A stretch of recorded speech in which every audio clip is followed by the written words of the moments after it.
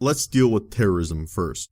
Terrorism is an issue, like most issues, that I see through a historical lens. So I go all the way back to the beginning of the religion.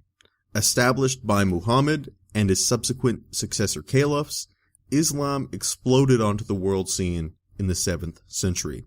After an amazing series of conquests, and these conquests are quite underrated in my book.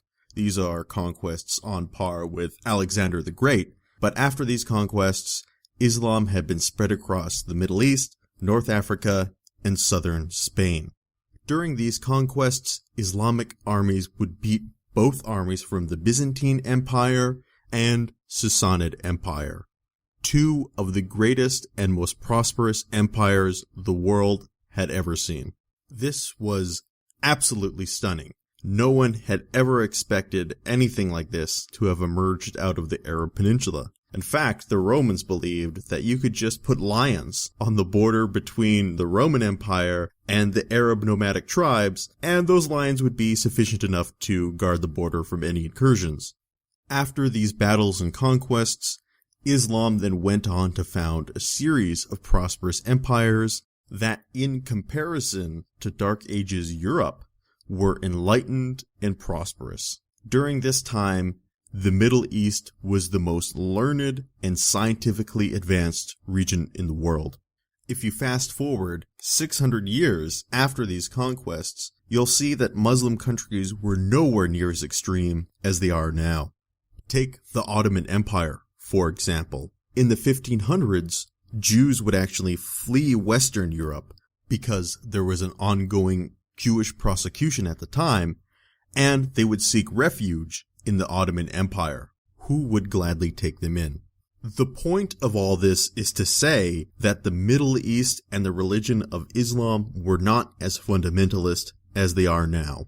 So the question then is, what was changed and how do we change it back? For me, I see the fall of the Ottoman Empire and the redrawing of much of the borders in the Middle East after World War I as significant factors to the radicalization of Islam. This had the effect of removing the only entity who had any kind of ability to enforce the tenets of the religion, and had the effect of putting together whole swaths of people who didn't want to live together. The end result of this equation was a huge power vacuum filled in with all these different ethnic groups whom each had a different interpretation of Islam.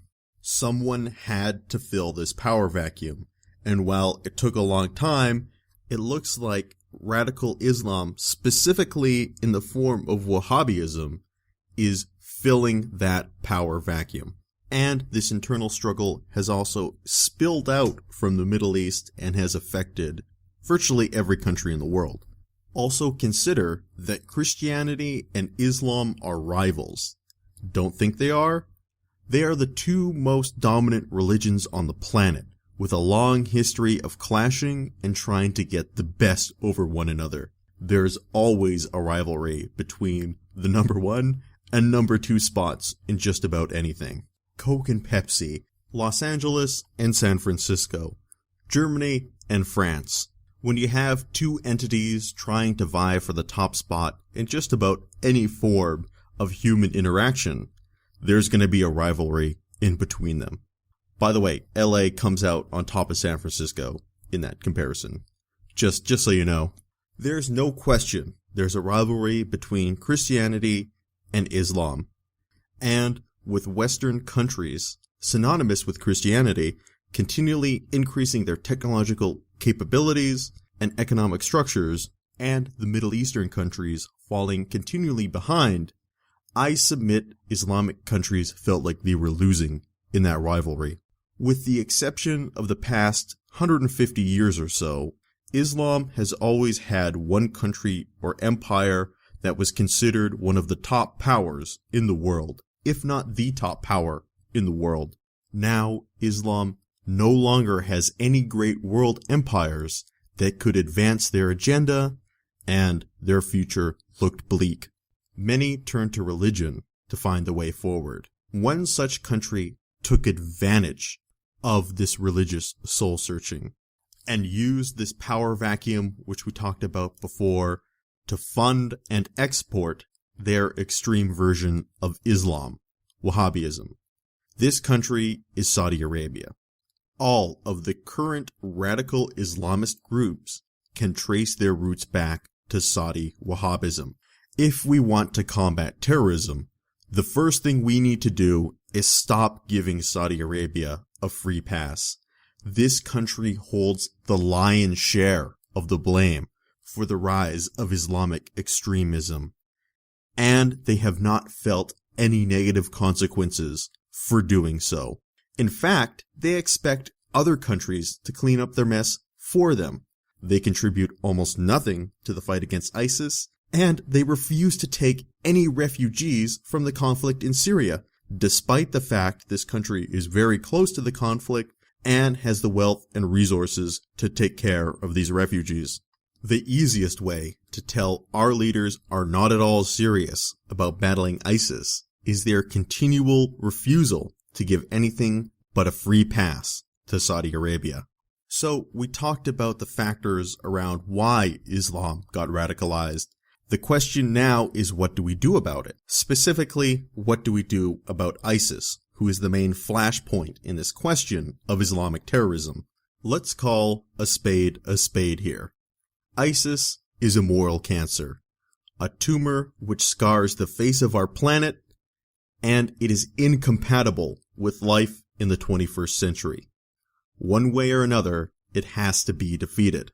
Here's my fear though. If we just go into the region and eliminate that tumor through the use of military force, something we could easily do, by the way, what will happen is that the residue of that tumor will just enter the bloodstream of the region and be carried off into other sections of the Middle East, resulting in more tumors cropping up. The only way this tumor can be excised successfully is if forces in the region do it themselves. Islamic radicalism is a civil war within Islam itself. Like we talked about before, we have all these disparaging groups trying to fill that power gap, and right now, radical Islam is doing the best job of it. I personally hope that all Islamic countries will adopt secular democracies as we have here, and there are plenty of Muslims who want the exact same thing. But there are also others who wish that Islamic identity be defined by one thing: its extreme adherence to its religious doctrine. For us in the West, the most effective thing we can do is locate those who are on the modern side of this civil war to empower opposing parties in this power vacuum. We need to empower them both militarily and intellectually. Give them the help to raise the consciousness of their fellow Muslims and give them the tools they need to fight when they need to. The only way to win a war on radical Islam is to win the hearts and minds of the people in the region. If we cannot do that, then we will be doomed to fight ISIS in one form or another for years to come.